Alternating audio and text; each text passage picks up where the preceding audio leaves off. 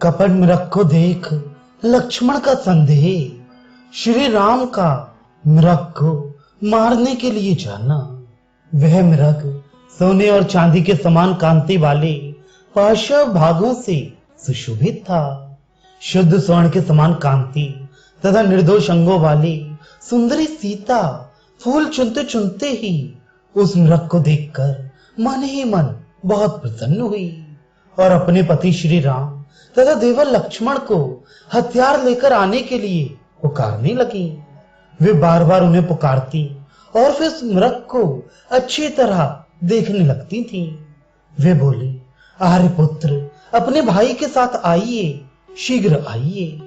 विदेह कुमारी सीता के द्वारा पुकारे जाने पर नरश्रेष्ठ श्री राम और लक्ष्मण वहां आए और उस स्थान पर सबोर दृष्टि डालते हुए उन्होंने उस समय उस मृग को देखा। उसे देखकर लक्ष्मण के मन में संदेह हुआ और वे बोले, भैया मैं तो समझता हूं कि इस मृग के रूप में वह मारीच नामक राक्षस ही यहाँ आया है। श्री राम स्वेच्छानुसार रूप धारण करने वाले इस पापी ने कपट वेश बनाकर वन में शिकार खेलने के लिए आए हुए कितने ही हर्षोत्फुल्ल नरेशों का वध किया है। पुरुष से ये अनेक प्रकार की मायाएं जानता है। इसकी जो माया सुनी गई है वही इस प्रकाशमान मृग रूप में परिणित हो गई है। ये गंधर्व नगर के समान देखने भर के लिए है, इसमें वास्तविकता नहीं है। रघुनंदन पृथ्वीनाथ इस भूतल पर कहीं भी ऐसा विचित्र रत्नमय मृग नहीं है, अतः निसंदेह यह माया ही है। मारीच के छल से जिनकी विचार शक्ति हर ली गई थी, उन पवित्र मुस्कान वाली सीता ने उपर्युक्त बातें कहते हुए लक्ष्मण को रोककर स्वयं ही बड़े हर्ष के साथ कहा, आर्यपुत्र ये मृग बड़ा ही सुंदर है, इसने मेरे मन को हर लिया है। महाबाहु इसे ले आइए, ये हम लोगों के मन बहलाव के लिए रहेगा। राजन महाबाहु, यद्यपि हमारे इस आश्रम पर बहुत से पवित्र एवं दर्शनीय मृग एक साथ आकर चढ़ते हैं तथा काली पूंछ वाली चमरी गाय, सफेद पूंछ वाली चमरी गाय, रीछ चितकबरे मृगों के झुंड, वानर तथा सुंदर रूप वाले महाबली किन्नर भी विचरण करते हैं। तथापि आज के पहले मैंने दूसरा कोई ऐसा तेजस्वी, सौम्य और दीप्तिमान मृग नहीं देखा था जैसा कि यह श्रेष्ठ मृग दिखाई दे रहा है। नाना प्रकार के रंगों से युक्त होने के कारण इसके अंग विचित्र जान पड़ते हैं। ऐसा प्रतीत होता है मानो यह रत्नों का ही बना हुआ हो।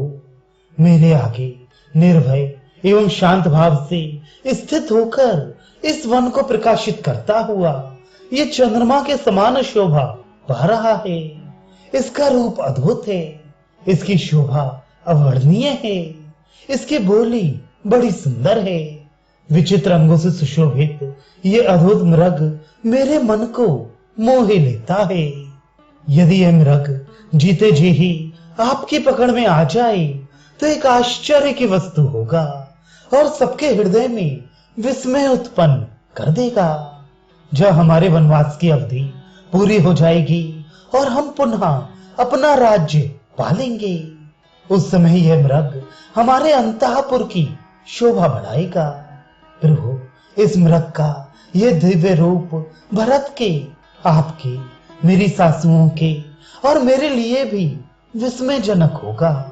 पुरुष सिंह, यदि कदाचित ये श्रेष्ठ मृग जीते जी पकड़ा ना जा सके तो इसका चमड़ा ही बहुत सुंदर होगा।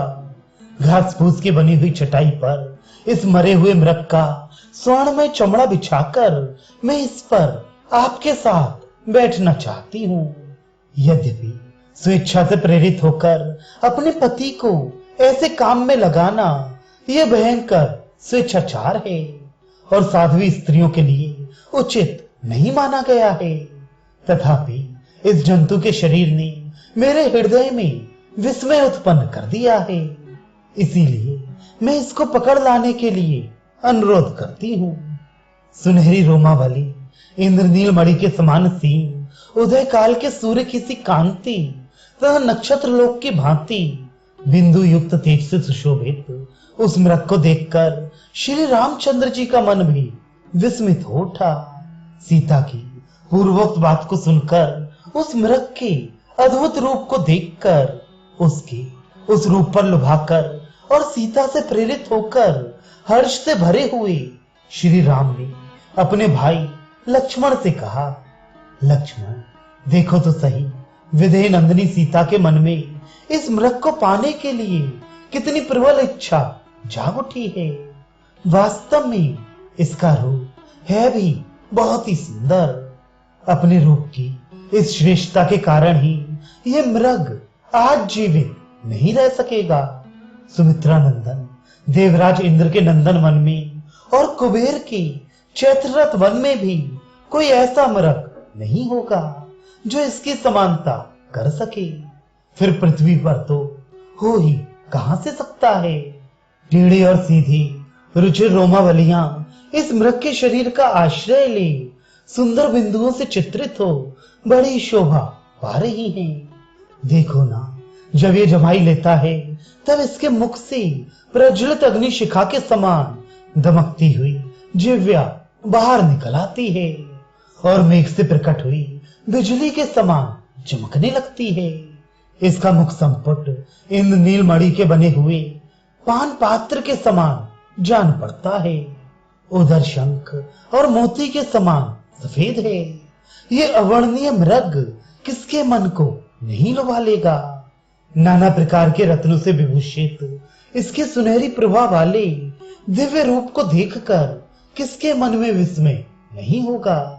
लक्ष्मण, राजा लोग बड़े बड़े वनों में मृगिया खेलते समय मृग चर्म के लिए और शिकार खेलने का शौक पूरा करने के लिए भी धनुष हाथ में लेकर मृगों को मारते हैं। मृग्या के उद्योग से ही राजा लोग विशाल वन में धन का भी संग्रह करते हैं, क्योंकि वहां मणि, रत्न और स्वर्ण आदि से युक्त नाना प्रकार की धातुएं उपलब्ध होती हैं।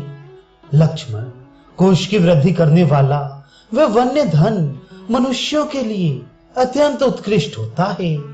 ठीक उसी तरह जैसे ब्रह्म भाव को प्राप्त हुए पुरुष के लिए मन के चिंतन मात्र से प्राप्त हुई सारी वस्तुएं अत्यंत उत्तम बताई गई हैं। लक्ष्मण, अर्थी मनुष्य जिस अर्थ का संपादन करने के लिए उसके प्रति आकृष्ट हो, बिना विचारे ही चल देता है। उस अत्यंत आवश्यक प्रयोजन को ही अर्थ साधन में चतुर एवं अर्थशास्त्र के ज्ञाता विद्वान अर्थ कहते हैं। इस रत्न स्वरूप श्रेष्ठ मृग के बहुमूल्य सुनहरे चमड़े पर सुंदरी विधि राजनंदिनी सीता मेरे साथ बैठेगी। कोमल, ऊंचे चितकबरे और नीलाग्र रोम वाले कदली मृग, कोमल, ऊंचे चिकने और घने रोम वाले प्रियक मृग, प्रवीण प्रकार के बकरे और अभिभेड़ की त्वचा भी स्पर्श करने में इस कांचन मृग के छाल के समान कोमल एवं सुखद नहीं हो सकती, ऐसा मेरा विश्वास है।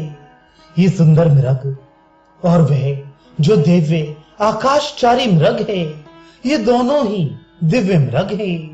इनमें से एक तारा मृग और दूसरा मही मृग है। लक्ष्मण, तुम मुझसे जैसा कह रहे हो, यदि वह वैसा ही मृग हो, यदि यह राक्षस की माया हो, तो भी मुझे उसका वध करना ही चाहिए, क्योंकि दुष्ट चित्त वाले इस क्रूर कर्मा मारीच ने वन में विचरते समय पहले अनेकानेक श्रेष्ठ मुनियों की हत्या की है। इसने मृग्या के समय प्रकट होकर बहुत से महाधनुर्धर नरेशों का वध किया है। अतः इस मृग के रूप में इसका भी वध अवश्य करने योग्य है। इसी वन में पहले वातापी नामक राक्षस रहता था, जो तपस्वी महात्माओं का तिरस्कार करके कपटपूर्ण उपाय से उनके पेट में पहुंच जाता था और जैसे खच्चरे को अपने ही गर्भ का बच्चा नष्ट कर देता है, उसी प्रकार उन ब्रह्म ऋषियों को नष्ट कर देता था।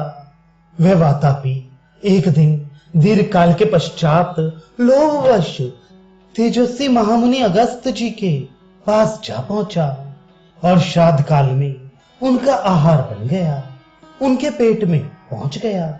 श्राद्ध के अंत में जब वह अपना राक्षस रूप प्रकट करने की इच्छा करने लगा, उनका पेट फाड़कर निकल आने को उद्यत हुआ, तब उस वातापी को लक्ष्य करके भगवान अगस्त्य मुस्कुराए और उससे इस प्रकार बोले, वातापी, तुमने बिना सोचे विचारे इस जीव जगत में बहुत से श्रेष्ठ ब्राह्मणों को अपने तेज से तिरस्कृत किया है, उसी पाप से अब तुम बच गए।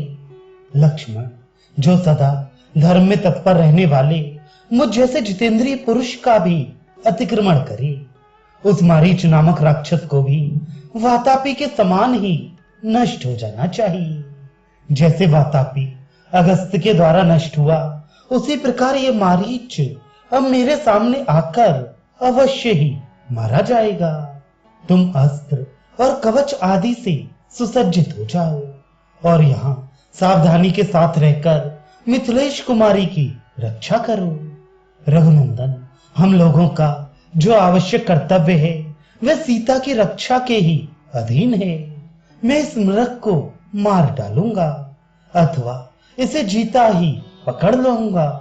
सुमित्रा कुमार लक्ष्मण, देखो इस मृग का चर्म हस्तगत करने के लिए विधि नंदिनी को कितनी उत्कंठा हो रही है, इसलिए इस मृग को ले आने के लिए मैं तुरंत ही जा रहा हूं।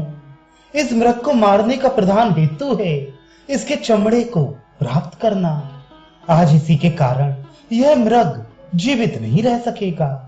लक्ष्मण, तुम आश्रम पर रहकर सीता के साथ सावधान रहना, सावधानी के साथ तब तक इसकी रक्षा करना जब तक कि मैं एक ही बाण से इस चितकबरे मृग को मार नहीं डालता हूं। मारने के पश्चात इसका चमड़ा लेकर मैं शीघ्र लौट आऊंगा। लक्ष्मण, बुद्धिमान पक्षी गृधराज जटायु बड़े ही बलवान और सामर्थ्यशाली हैं, उनके साथ ही यहाँ सदा सावधान रहना। मिथिलेश कुमारी सीता को अपने संरक्षण में लेकर प्रतिक्षण सब दिशाओं में रहने वाले राक्षसों की ओर से चौकन्ने रहना।